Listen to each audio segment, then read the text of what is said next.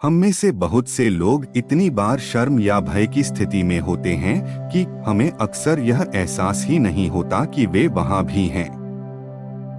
शर्म और डर हमारे अधिकांश जीवन में इस हद तक व्याप्त है कि शायद ही कभी समझा जा सके, इसलिए हमारे दिन उन्हीं के इर्द गिर्द घूमते हैं। इसलिए हम डर के कारण हमें वह कार्य करने से रोकते हैं जो हम चाहते हैं, या उन कार्यों को कम आनंददायक बना देते हैं। हम शर्म को अपने और अपने जीवन के बारे में बुरा महसूस कराने की अनुमति देते हैं, जिससे हमारी खुशियां और रिश्ते खराब होते हैं।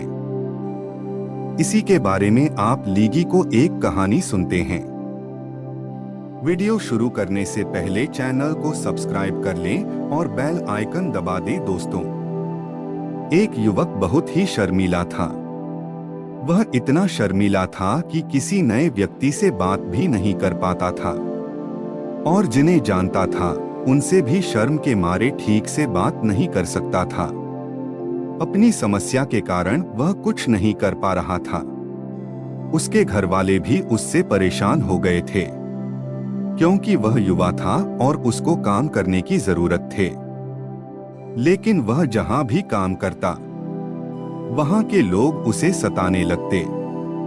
वह उसके सीधेपन का फायदा उठाने लगते।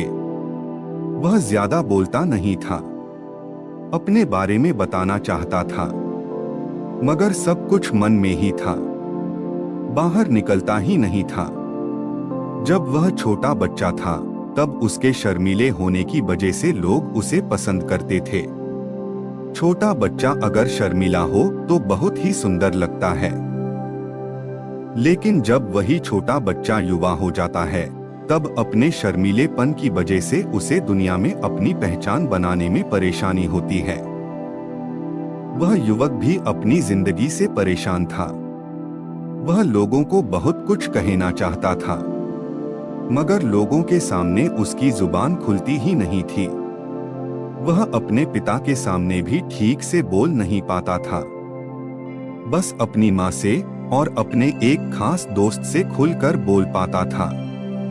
कई बार उसने लोगों को सामने से जवाब देने की कोशिश की। उसे बोलता देख लोग उसकी हंसी उड़ाते, क्योंकि वह रुककर घबराकर बोलता था, और लोग कहते, अब तेरे मुझ में भी जबान आ गई। उसकी इस समस्या के कारण उसके पिता भी परेशान थे। इसी वजह से एक दिन उसके पिता ने उसे बुरी तरह से डांट दिया। वह गुस्से में बिना कुछ कहे घर से निकल गया और भागते भागते एक पहाड़ की चोटी पर पहुंचा। वहां से नीचे देखा और जोर से कहा, भगवान, तूने मुझे ऐसा क्यों बनाया?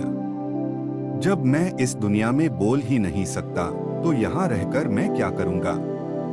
इसलिए मैं तेरे पास आ रहा हूँ। उस युवक ने कूदने की तैयारी की। तभी पीछे से एक आवाज आई, जान दे तो सकते हो, लेकिन जान वापस ले नहीं सकते। युवक ने मुड़कर पीछे देखा। पीछे एक भिक्षु खड़ा था। भिक्षु को देखकर युवक चुपचाप पीछे हट गया और कुछ नहीं बोला। भिक्षु ने कहा, क्यों तुम अपने इस कीमती जीवन को समाप्त करना चाहते हो? युवक ने घबराते हुए कहा, नहीं, कुछ नहीं, मैं तो बस ऐसे ही नीचे देख रहा था। भिक्षु ने कहा, नहीं, मैं जानता हूँ तुम यहाँ आत्महत्या करने आए थे। छुपाने से सच छुपता नहीं है। कहो क्या बात थी?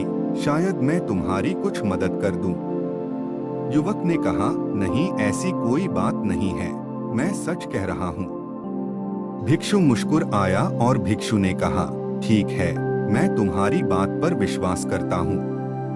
तुम सच बोल रहे हो, लेकिन मैं यहाँ तुम्हारे लिए ही हूँ। तुम अपनी किसी भी एक समस्या का समाधान मुझसे ले सकते हो। समस्या चाहे जो भी हो, उसका समाधान मैं तुम्हें दूंगा।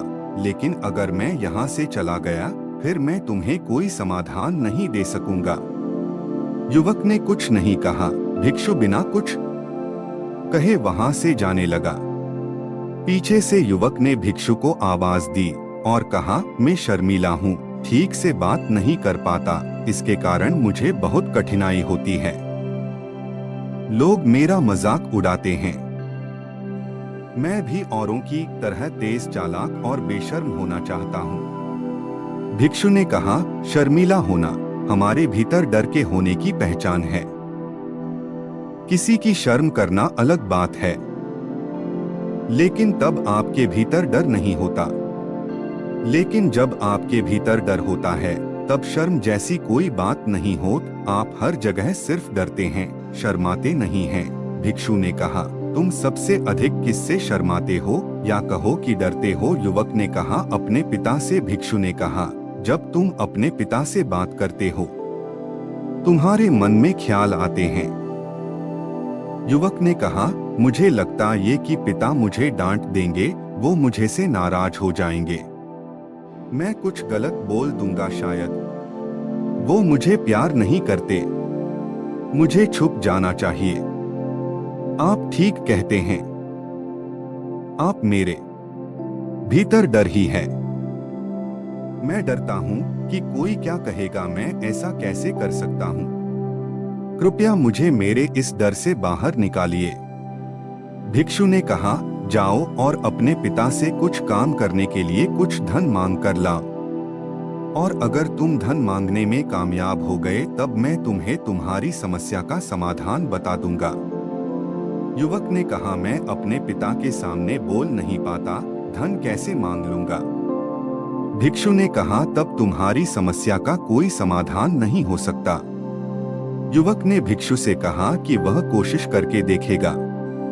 वह युवक अपने पिता के पास पहुंचा और डरते डरते कहा, पिताजी, मैं कुछ काम करना चाहता हूं जिसके लिए मुझे धन की आवश्यकता है। क्या आप कुछ धन दे सकते हैं? युवक ने धन लेकर वह दौड़ता हुआ भिक्षु के पास पहुंचा और वह धन रखकर कहा, आप मेरी समस्या का समाधान बताइए। भिक्षु ने कहा, एक काम और करना है तुम्हें, इसके बाद मैं तुम्हें तुम्हारी समस्या का समाधान बता दूंगा। जाओ और ये धन अपने पिता को वापस कर दो और उनसे कहो कि तुम अभी कोई काम नहीं करना चाहते। जब समय आएगा तो मैं आपसे ये धन लेकर काम कर लूंगा। ये सुनते ही उस युवक के प्राण सूख गए, वह कांप गया और उसने कहा, मेरे पिता मुझे मार डालेंगे। भिक्षु ने कहा, अगर तुम ये नहीं करोगे तो तुम्हारी समस्या का भी समाधान नहीं हो सकेगा। वह युवक डरते डरते वह धन लेकर अपने पिता के पास पहुंचा और कहा, पिताजी, क्षमा करें, पर मैं अभी कोई काम करना नहीं चाहता। जब मैं काम करूंगा तो मैं आपसे ये धन ले लूंगा। पिता ने उस युवक की तरफ घूर कर देखा और कहा, मैं समझता हूँ, मैं खुश हुआ कि तुम बुद्धिमान हो। कोई भी काम केवल धन से नहीं होता। पहले हमें निर्णय लेना होता है कि हमें करना क्या है, फिर उस कार्य को समझना पड़ता है, उसमें हम कितने सफल हो सकते हैं, इसका अनुमान लगाना पड़ता है, और तब कहीं जाकर धन का उपयोग किया जाता है। मैं खुश हूं कि तुमने बुद्धिमानी से काम लिया। जब तुम ये समझ जाओ कि तुम्हें क्या करना है, तब मुझसे ये धन वापस ले लेना। पिता के मुख से ऐसे शब्द सुनकर जिसकी उसे बिल्कुल उम्मीद नहीं थी, वो बहुत खुश हुआ और इसी खुशी में वो पिता के गले लग गया। पिता ने भी उसे गले लगाकर उसका हौसला बढ़ाया। वो भागकर भिक्षु के पास गया और कहा, जैसा आपने कहा था वैसे ही मैंने वह धन अपने पिता को वापस कर दिया। भिक्षु ने कहा, अब बस एक आखिरी समस्या रह गई है, इसके बाद तुम्हारी समस्या का समाधान हो जाएगा। बस एक आखिरी काम और करना है। युवक ने कहा, क्या काम करना है? क्या पिता से फिर से पैसे मांगने हैं? भिक्षु ने कहा, नहीं, एक बहुत ही सरल सा काम है। मैं जानता हूं तुम कर लोगे। भिक्षु ने अपनी झोली से एक सुंदर मूर्ति निकाली और उस युवक को देते हुए कहा, ये मूर्ति समस्या का समाधान बताएगी। मूर्ति सोने के सिक्कों में बेचनी है। अगर तुमने ऐसा किया तब मैं उसी समय तुम्हारी समस्या का समाधान बता दूंगा। युवक ने कहा, इस मूर्ति के 100 सोने के सिक्के कौन देगा? 1 या 2 सिक्के तो मिल सकते हैं। 100 सोने के सिक्के तो कोई नहीं देने वाला। वह युवक मूर्ति लेकर वहां से चला गया और बाजार में पहुंचा। वहां वह चुपचाप मूर्ति लेकर एक और बैठ गया और इंतजार करने लगा कि कोई आएगा और उससे वह मूर्ति खरीदने के लिए पूछेगा। लेकिन बहुत देर इंतजार करने के बाद भी कोई उसके पास नहीं आया। उसने बाजार में देखा कि लोग चिल्ला चिल्ला कर अपनी चीजों को बेच रहे हैं, आवाज लगा रहे हैं। तब उसने भी धीमे धीमे आवाज लगानी शुरू की 100 सिक्कों में मूर्ति, लेकिन उसकी आवाज उसी को ठीक से सुनाई नहीं दे रही थी। तो दूसरे कैसे सुनते? बहुत देर हो गई और उसके पास कोई नहीं आया। धीरे धीरे शाम होने लगी और उसे डर था कि भिक्षु कहीं चले न जाएं। तब उसने जोर जोर से आवाज लगानी शुरू की, 100 सोने के सिक्कों में मूर्ति ले लो। उसकी आवाज सुनकर लोग उसके पास खिंचे चले आए और पूछा कि इस मूर्ति में ऐसा क्या है कि कोई इसके लिए 100 सोने के सिक्के खर्च करेगा। युवक ने कहा, मुझे पता नहीं, पर मुझे ये मूर्ति 100 सोने के सिक्कों में ही बेचनी है। लोगों ने कहा, इस मूर्ति को कोई नहीं खरीदेगा। क्या है इस मूर्ति में जो उसके लिए कोई 100 सोने के सिक्के देगा? बहुत समय गुजर गया, शाम होने लगी। इस बीच उसने सैकड़ों लोगों से मूर्ति खरीदने के लिए कहा, उनसे बातचीत की, उन्हें समझाने की कोशिश की कि वो अपनी मूर्ति को 100 सोने के सिक्कों में बेचना चाहता है, कृपया खरीद ले। लेकिन किसी ने वह मूर्ति नहीं खरीदी। तब उसने बाजार में देखा कि लोग अपनी चीजों की खूबियां बता रहे हैं, जो वो भी उस सामान में है भी नहीं, उसे भी बता रहे। तब जाकर लोग कोई सामान खरीदते हैं। तब उसने सोचा और उसने जोर से आवाज लगाई, समस्या का समाधान निकालने वाली मूर्ति। मेरी गुरु की मूर्ति इस दुनिया में एक ही है, जिसके पास भी होगी उसे कोई समस्या नहीं होगी। यह सुनकर लोग उसकी तरफ खिंचे चले आए और लोगों ने पूछा, क्या वाकई यह मूर्ति रखने से समस्या का समाधान हो जाता है? युवक ने कहा, हाँ हो जाता है। कोई भी समस्या होगी, आप उस समस्या से बाहर निकल ही आएंगे। अगर यह मूर्ति आपके पास होगी, सबको वह मूर्ति चाहिए थी। उस युवक की मूर्ति के दाम लगने लगे। कोई 100 देने के लिए तैयार था, कोई 200, कोई 400, कोई 1000। उस मूर्ति की कीमत बढ़ती जा रही थी। जैसे जैसे लोगों को पता चल रहा था कि वह मूर्ति समस्या का समाधान करती है, लोग उसे किसी भी कीमत पर खरीदने के लिए तैयार हो रहे थे।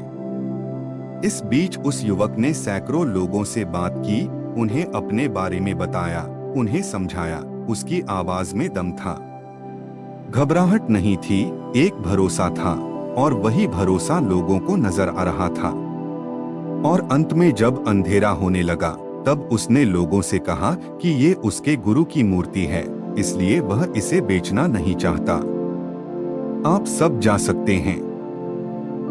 और तब वह खाली हाथ भिक्षु के पास पहुंचा और वह मूर्ति भिक्षु को वापस देते हुए कहा, तुमने खुद अपनी समस्या बनाई थी और उसका समाधान भी तुमने किया है।